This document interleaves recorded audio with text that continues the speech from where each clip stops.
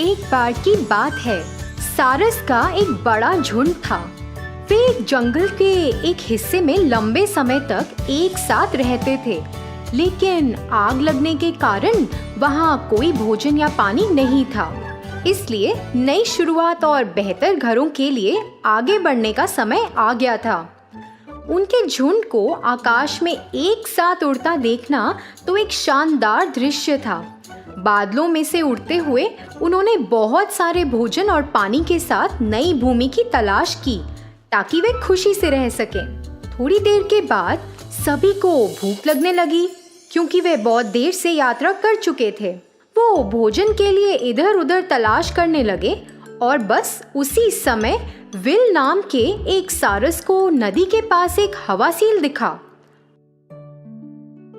वो तेजी से जल स्तर के ठीक ऊपर उड़ रहा था और अपनी चोंच में एक बार में कई मछलियों को पकड़ रहा था।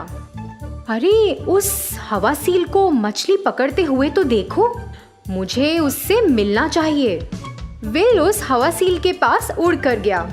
हेलो दोस्त।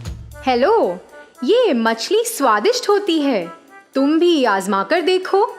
विल ने झपटा मारा और मछली पकड़ी और फिर खा गया। मछली बहुत स्वादिष्ट थी। देखा, मैंने कहा था ना। मुझे यकीन है कि मैं एक समय में तुमसे अधिक मछली खा सकता हूँ। क्या मैं बिल्कुल खा सकता हूँ बाकी पक्षियों की तरह? ओह अच्छा, मुझे देखने दो। मैं एक समय में अपनी चोंच में मछली का एक गुच्छा पकड़ने और उन्हें खाने के लिए चुनौती देता हूँ। आओ देखें कि कौन अधिक प्राप्त कर सकता है। मुझे नहीं लगता कि तुम कर पाओगे। हा हा हा। देखो, मैंने पहले भी पकड़ ली और एक मछली खा भी ली। मेरे आसपास बहुत हैं। मैं तुम्हें दिखाता हूँ कि मैं कैसे मछली को पकड़ूंगा। विल नदी में उतर गया और उसकी चोंच में एक बड़ी मछली आ गई। जब वो लौटने वाला था तो उसने देखा कि दो छोटी मछलियां नदी में तैर रही हैं। विल ने अपनी चोंच में बड़ी मछली के साथ और दो छोटी मछलियों का शिकार करने का फैसला किया। ध्यान से बड़ी मछली को अपनी चोंच में पकड़े हुए उसने छोटी मछलियों पर झपटा मारा।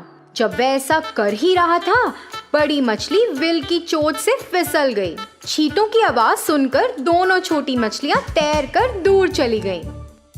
विल निराश होकर हवासील के पास वापस उड़ आया। हा हा, ऐसा लगता है जैसे तुम नहीं कर पाए। अरे नहीं, ये सही नहीं है। बड़ी मछली फिसल गई। सब कुछ पूरी तरह से निष्पक्ष था मेरे दोस्त। तुम्हारी चोंच को एक बार में कई मछलियां पकड़ने के लिए नहीं बनाया गया है। तुम्हें ऐसा कुछ करने की कोशिश नहीं करनी चाहिए थी जो तुम नहीं कर सकते। तुमने एक के बजाय सभी मछलियों को पकड़ना चाहा और सभी को खो दिया क्योंकि तुमने ऐसी चुनौती स्वीकार कर ली जिसे तुम पूरा नहीं कर सकते। तो चलो दोस्त, फिर मिलते हैं। हवासील हंसते हुए रवाना हुआ और विल को विदाई दी। अन्य सारस ऊपर से देख रहे थे और उन्होंने विल को बुलाया। विल शर्मिंदा था और उसे पता नहीं था कि क्या करना है। वह उनके साथ चला गया और लंबे समय तक भूखा रहा। इस कहानी से हमें ये सीख मिलती है कि अति आत्मविश्वास जीवन के लिए बहुत हानिकारक है। हमें वही करना चाहिए जो हम कर सकते हैं।